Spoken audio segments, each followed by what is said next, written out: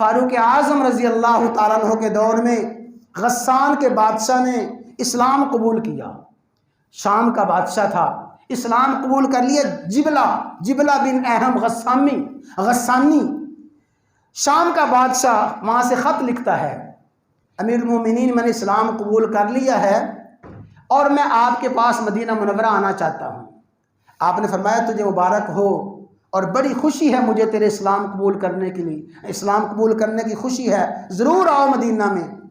وہ مدینہ منورہ میں آیا، اپنے آس پاس ارد گرد 500 وزراء، غلام اور اس کے مشیر ساتھ تھے، شاہی لباس پہنا ہوا ہے، اور جب مدینہ کے قریب پہنچا کہنے لگا میرا وہ سونے کا تاج لاؤ۔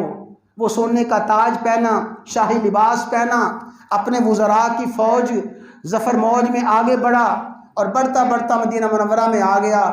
اس شان کے ساتھ مدینہ میں داخل ہوا تھا، سارے کے سارے لوگ حیرت سے دیکھنے لگے کہ شام کا بادشاہ آیا ہے، ایسے پروٹوکول کے ساتھ آیا ہے اور ایسے شان و شوکت کے ساتھ آیا ہے۔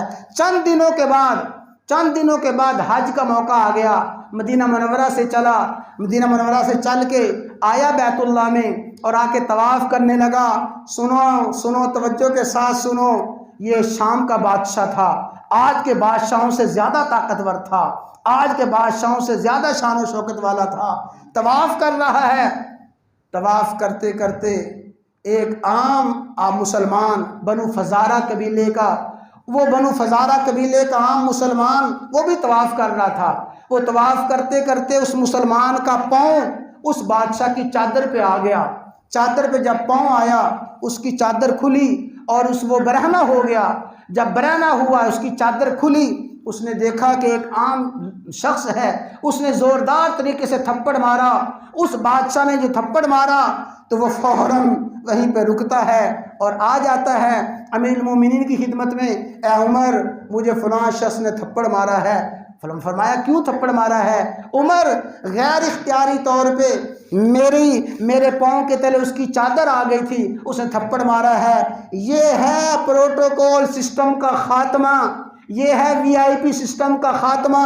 فاروق اعظم نے فرمایا اسے پیش کرو۔ وہ غسان کا بادشاہ آیا، فرمایا کہ کیا ہوا؟ امیر المومنین اس نے میری چادر پہ پاؤں رکھ دیا تھا اور مجھے برہنہ کر دیا تھا۔ تو فرمایا پھر تو نے کیا کیا؟ میں نے اسے تھپڑ مارا۔ فرمایا ہاں تو نے اپنا جرم قبول کر لیا ہے، اب تجھے اس کا بدلہ دینا پڑے گا۔ فرمایا اس فرازی سے فرمایا کہ تو جس طرح اس نے تھپڑ مارا تھا اسی زوردار طریقے سے تھپڑ مار تاکہ بدلہ برابر ہو جائے۔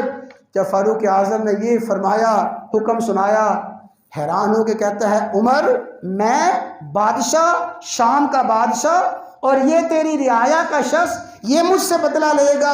فرمایا نہیں، اسلام نے تجھے اور اس کو برابر کر دیا ہے، اسلام کی نظر میں تم دونوں برابر ہو۔ کہنے لگا اچھا عمر کوئی چھوٹ؟ فرمایا اس کو راضی کرو، اگر یہ تمہیں معاف کر دے تو تمہیں معافی مل سکتی ہے، ورنہ تجھے تھپڑ کا بدلہ دینا پڑے گا۔ کہنے لگا چلو میں کل سوچ کے بتاؤں گا، مجھے رات مہلت دو۔ فرمایا ٹھیک ہے تجھے مہلت ہے۔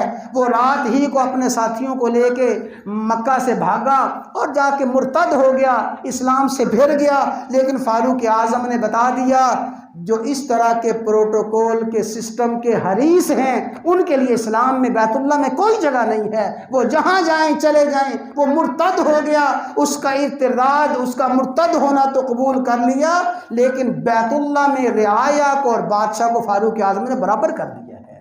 یہ ہے اصل بنیاد سارے کے سارے سسٹم کی، کہ جب تک بیت اللہ میں، روضہ رسول اللہ میں، مسجد نبوی میں عوام کو اور بادشاہوں کو، رعایا کو، فقیروں کو اور وزیروں کو برابر نہیں کیا جائے گا، اس وقت تک یہ ہلڑ بازی ہوتی رہے گی، کسی نہ کسی صورت میں ہوگی۔ لیکن میرے بھائیوں آخری بات کرتا ہوں، خدا را موقف یہی رکھیں کہ جو بھی یہ حرکت کرتا ہے، جس نے پہلے کی ہے، آج کی ہے، بعد میں کرے گا، جو بھی حرکت کرتا ہے سب کے سب قابل مذمت ہیں، سب کے سب قابل نفرین ہیں، نفرت ہے ان سب لوگوں سے۔ ہم ایسے کسی بھی سسٹم کے ہرگز حامی نہیں ہیں۔